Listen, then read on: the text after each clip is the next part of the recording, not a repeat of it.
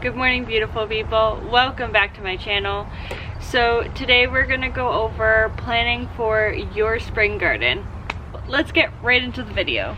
Alrighty, so the first thing that you need to do to start your whole garden this year is figure out when you can start your garden. Here in Canada, our last frost date in Hamilton, Ontario is actually this week. It's May 1st to May 10th.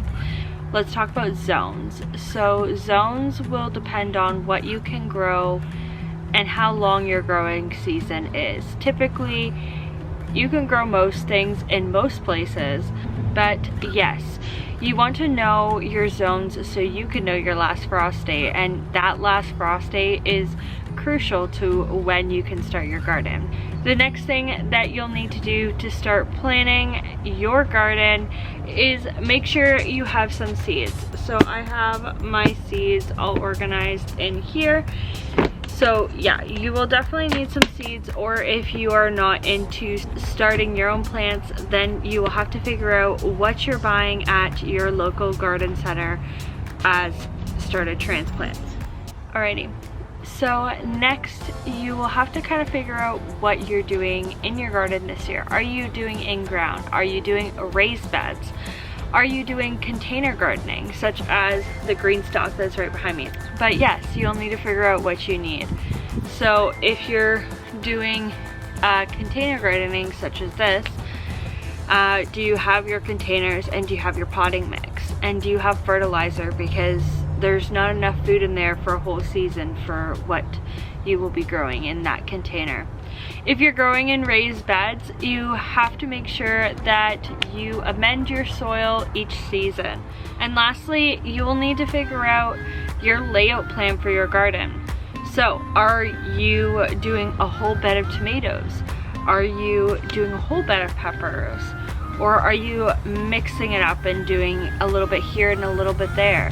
Are you doing a whole green stalk full of strawberries? Or are you doing lettuce and bush beans and spinach and arugula?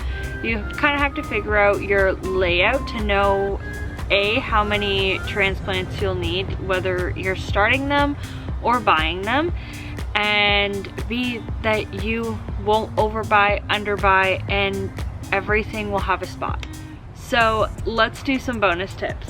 Bonus tip number one is if you're starting tomatoes and peppers, those do typically need to be started a couple weeks earlier than your frost date.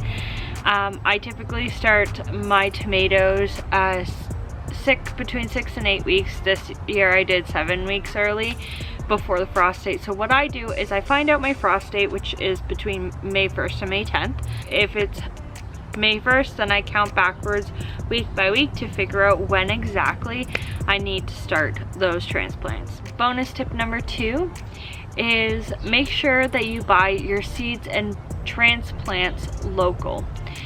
And that is crucial to making sure that you're buying what grows best in your area. That doesn't mean that you can't grow other things that your nurseries don't have. It's a really great place to start to figure out what grows best in your area. And last tip, tip number three, is pick planters that work best for you. Now, I'm gardening here in Hamilton, Ontario, Canada. I garden in a 20-foot by 20-foot backyard space, and most of our backyard is garden. And there will be a garden tour coming up.